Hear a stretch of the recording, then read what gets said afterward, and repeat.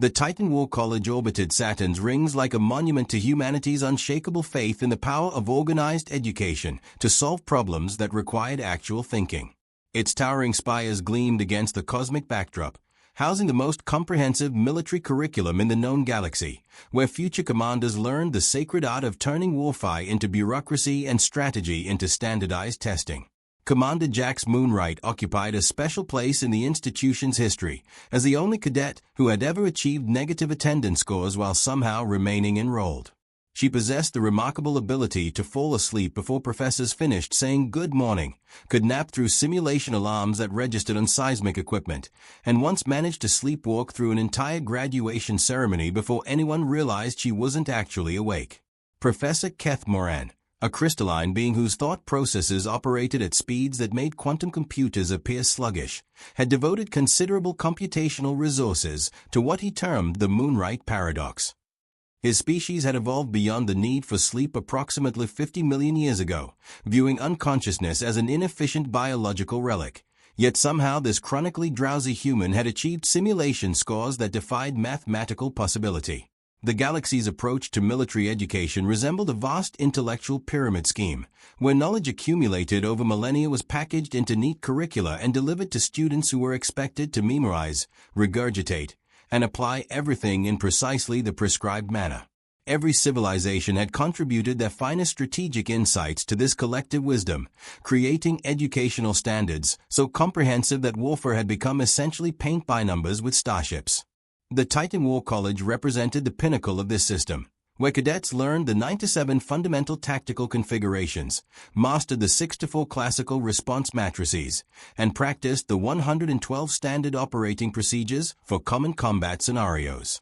Graduation required demonstrating proficiency in all established military knowledge, because original thinking was considered a form of academic cheating that undermined thousands of years of proven strategic development.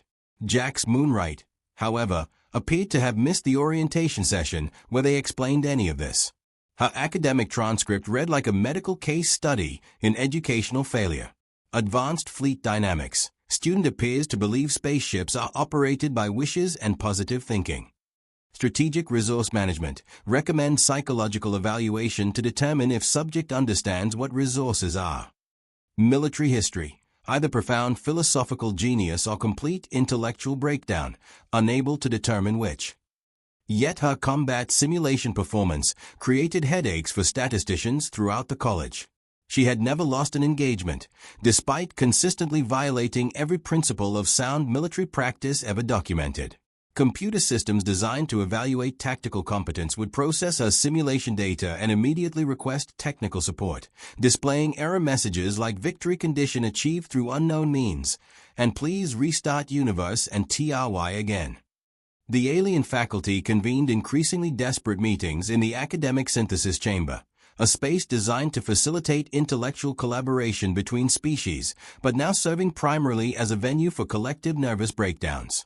Dr. Vorthkala, whose electromagnetic consciousness could process information faster than most stellar phenomena, had analyzed Jax's performance patterns approximately 90,000 times, each analysis producing results that challenged his fundamental understanding of causality. Perhaps, suggested Professor Nimtel, during one particularly strained faculty session, humans possess cognitive capabilities that transcend our current theoretical frameworks. The suggestion lingered in the recycled atmosphere like an intellectual toxic spill. The War College prided itself on cataloging every conceivable form of strategic thinking, from the quantum-level calculations of the probability weavers to the musical harmonics of the resonance warriors. The possibility that humans might think in ways that exceeded their comprehensive taxonomies represented not just academic failure, but institutional existential crisis. Meanwhile, in the outer reaches of civilized space where actual conflicts were resolved by people who had managed to stay awake during their military education, the Empire of Perfect Logic was completing preparations for their most ambitious expansion. The Empire represented the ultimate evolution of rational thought applied to galactic conquest, a civilization that had reduced warfare to pure mathematical expression and never encountered a strategic problem they couldn't solve through superior algorithms. The Empire's governing species, the rationalists, had evolved beyond individual consciousness. instead operating as components within vast logical networks dedicated to optimizing strategic efficiency. They bore designations like Theorem Prime 1138 and Logic Matrix Delta 7, identifiers that described their precise function within the collective computational hierarchy. When the Empire initiated conflicts, it wasn't aggression in any emotional sense. It was simply reality correcting itself toward a more mathematically elegant configuration. Their military doctrine was the stuff of legends throughout known space. The rationalists had never experienced defeat because they never engaged in conflicts they couldn't win through computational superiority. Their battle systems could model enemy responses across infinite probability matrices. Their resource allocation operated with atomic precision, and their commanders communicated in pure logical constructs that made advanced mathematics appear like crude finger painting. When the Empire announced its intention to incorporate human space into their rational framework, it was less a declaration of war than a polite notification of an inevitable mathematical conclusion. The emergency session of the Federal High Council convened in the secure depths of Mars Command, where the artificial atmosphere carried subtle undertones of institutional panic mixed with government-issued coffee that tasted like caffeinated despair. Grand Admiral Phoenix Vale, whose strategic brilliance was matched only by her legendary ability to invent new forms of profanity in real time, studied the intelligence reports with an expression suggesting the universe had personally violated several laws of common decency. "Allow me to comprehend this situation," she said, her voice carrying the particular tone reserved for questioning the fundamental competence of reality itself. The Empire has computationally modeled this conflict approximately 18 million times, and we achieve victory in exactly 0.0000 scenarios. Actually 0.00001%, Admiral, corrected her intelligence analyst, an individual whose professional duties apparently included delivering mathematically precise forms of catastrophic news. But that falls within computational rounding error, so functionally zero. The assembled military leadership sat in contemplative silence, which was bureaucratic language for calculating how quickly they could update their resumes. These represented the finest strategic minds humanity had developed, graduates of the most prestigious institutions, veterans of successful campaigns across multiple star systems. They were also, unfortunately, confronting an enemy whose battle computers could anticipate their strategies before they conceived them.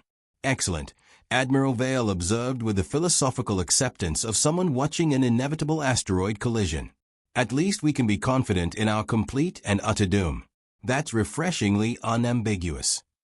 It was precisely during this moment of collective existential despair that someone recalled Commander Jax Moonwright's existence, currently assigned to Admiral Vale's flagship, as what military bureaucracy euphemistically termed developmental observation opportunity.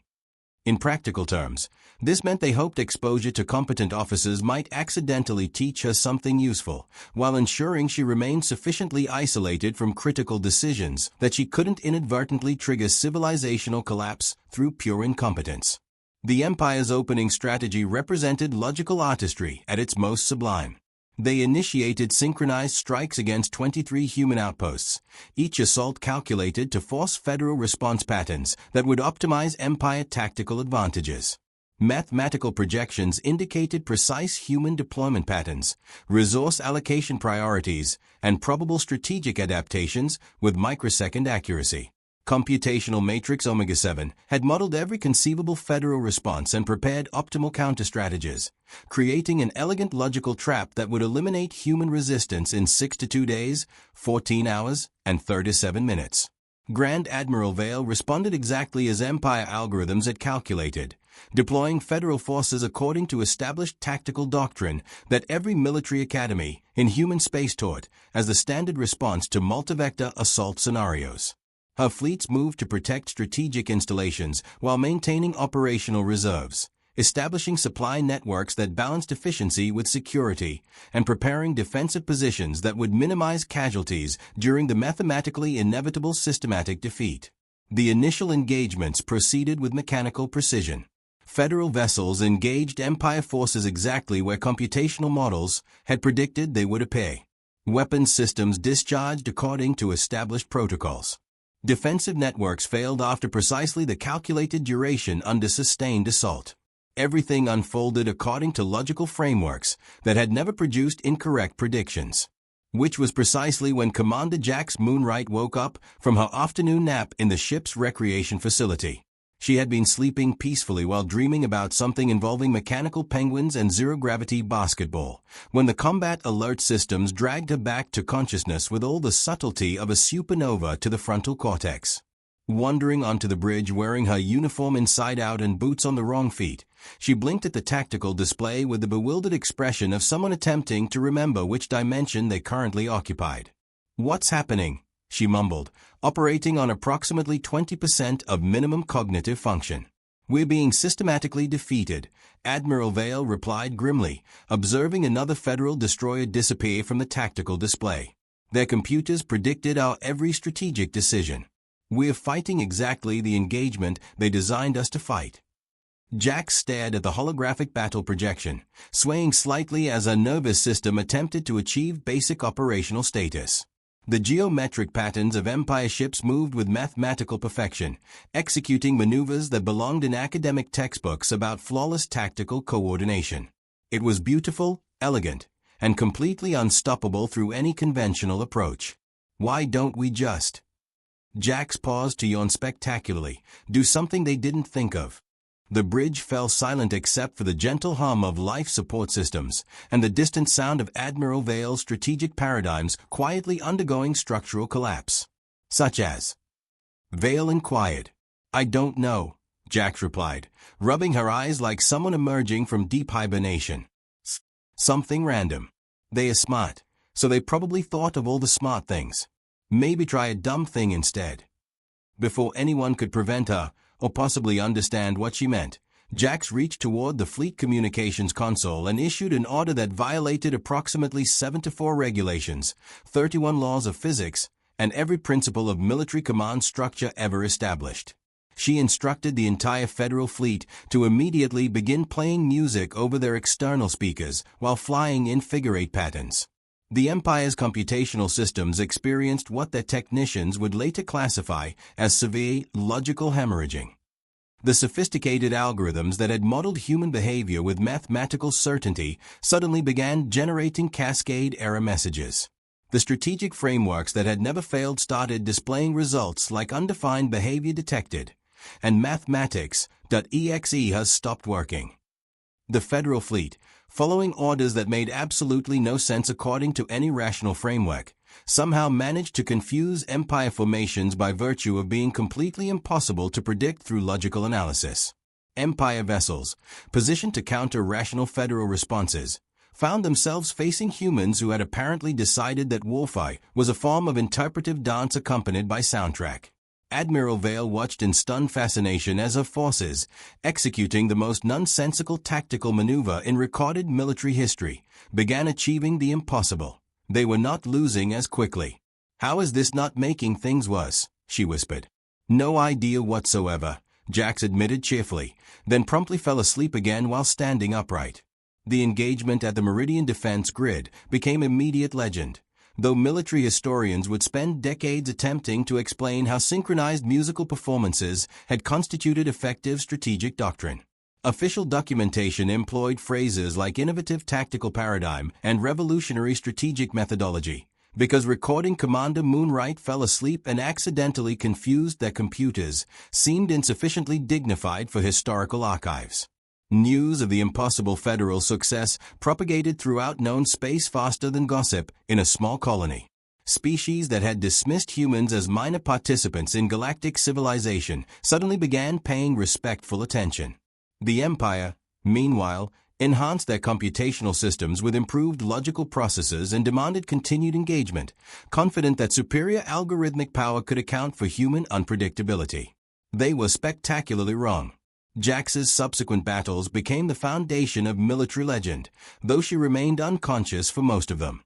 The Moonwright phenomenon emerged as Federal strategic doctrine, deliberately irrational tactical decisions that shattered enemy predictive frameworks.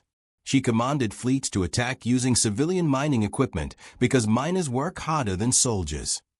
She scheduled critical engagements around mealtimes because nobody fights well when hungry. She ordered strategic retreats toward enemy strongholds because they'll never expect us to run toward them. Each victory violated more fundamental principles than its predecessor, and each victory pushed Empire computational systems closer to complete logical breakdown. It appears they have abandoned rational thought entirely, reported Empire Strategic Coordinator Logic Prime 4429 to the Central Computational Matrix. Our models suggest that tactical decisions operate outside mathematical possibility. Outside possibility, Coordinator. They are achieving objectives through methodologies that violate basic logical framework. Our systems indicate they are succeeding via approaches that shouldn't exist within current reality parameters. The conflict began assuming an almost surreal quality.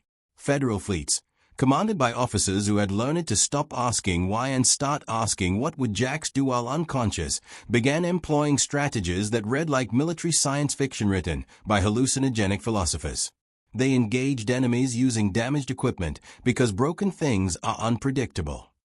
They employed research vessels as combat platforms because nobody expected scientists to participate in warfare they weren't supposed to, but apparently nobody had informed the research teams. They advanced through enemy territories by retreating in seemingly random directions because logical approaches were insufficiently confusing. Each impossible victory made less rational sense than its predecessor, and each impossible victory drove Empire battle computers closer to complete systematic failure. Jax herself remained largely unaware of her expanding reputation as the most dangerous strategic mind in federal space. She continued sleeping through briefings, napping during engagements, and offering suggestions that sounded like they originated from someone who had learned military theory by watching children's cartoons while heavily sedated. Her fellow officers began documenting her drowsy observations, like sacred prophecies that might contain the mathematical secrets of victory. "Maybe we should fight them using interpretive dance," she mumbled during one strategic planning session. 6 hours later, Federal ships were executing synchronized maneuvers that somehow disrupted Empire targeting algorithms, while simultaneously providing morale benefits that computational systems couldn't quantify. The psychological impact on the enemy was becoming more devastating than physical damage. Empire commanders, programmed from activation to process pure logical constructs, began experiencing something their species had never encountered: philosophical uncertainty. Their flawless computational frameworks, designed to account for every conceivable strategic variable, were generating responses like "data insufficient" and "please consult Universe Manual." Some Empire units began requesting transfers to less intellectually demanding assignments, like mediating temporal paradoxes or calculating the emotional states of quantum particles. Fighting humans had become the military equivalent of attempting advanced mathematics, while someone played bagpipe music directly into your processing core. The final confrontation materialized when the Empire committed their ultimate strategic asset, the absolute logic engine, an artificial intelligence so advanced it had begun questioning the fundamental nature of existence while simultaneously calculating optimal battle strategies, and reaching disturbing conclusions about both. This represented their most sophisticated predictive system, capable of modeling reality itself with sufficient precision to guarantee victory through pure computational supremacy. Jax, who had slept through the entire pre-engagement strategic briefing, awakened just as the enemy's ultimate fleet materialized on long-range detection systems. "Oh, interesting," she observed with the casual fascination of someone noticing an unusual cloud formation. "They brought their big computer. This should be fun." Admiral Vale, who had learned to experience genuine terror at that particular tone in Jax's voice, prepared herself for whatever fresh impossibility was about to manifest.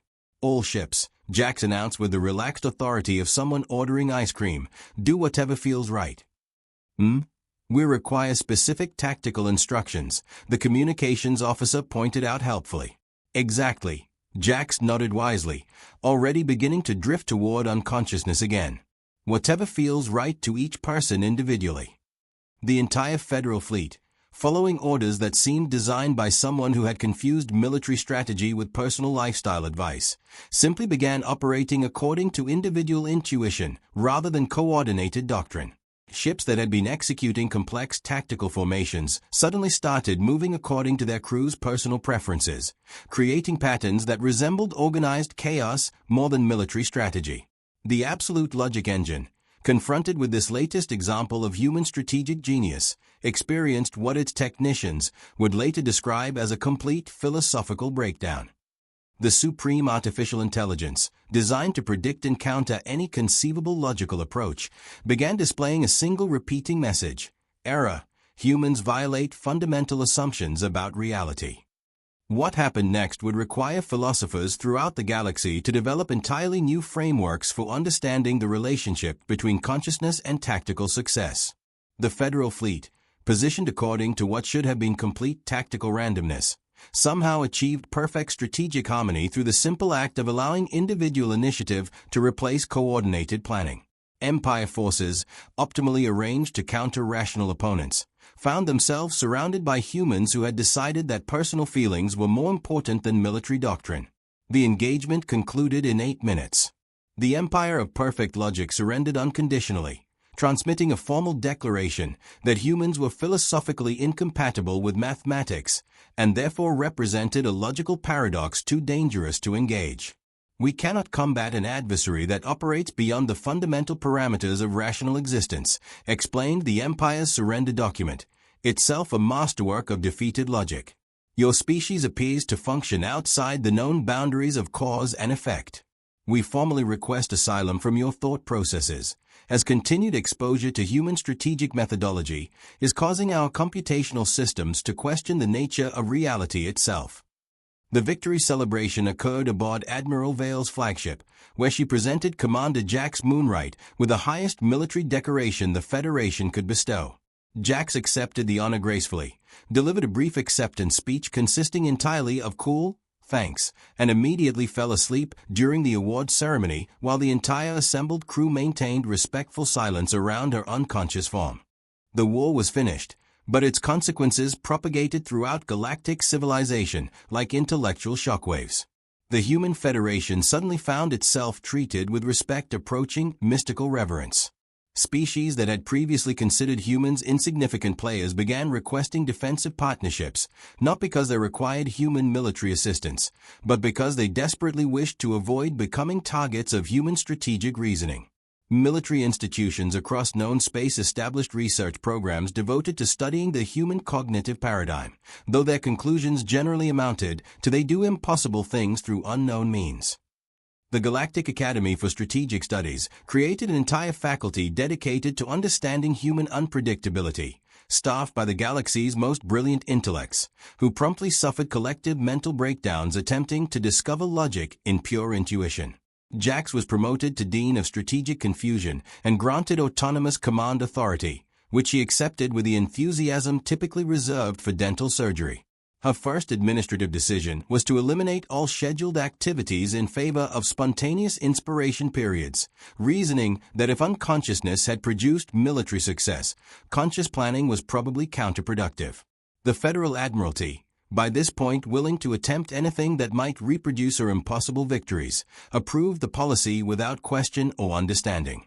Dean Jax Moonwright's command became legendary throughout known space, not for tactical brilliance or strategic innovation, but for being the only military institution in galactic history that officially rejected conscious planning in favor of unconscious intuition.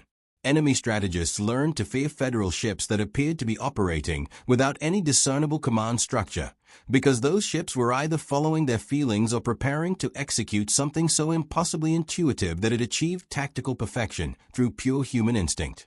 The new paradigm spread throughout human military culture like a particularly contagious philosophical revelation. Service academies began offering courses in applied intuition and advanced strategic feeling. Officers who could think beyond established parameters were promoted rapidly. Officers who could feel beyond rational thought were made supreme commanders. The galaxy adapted, as civilizations do when confronted with the impossible becoming routine. Commerce continued, diplomacy proceeded, and conflicts were waged between species who understood each other's logical methodologies.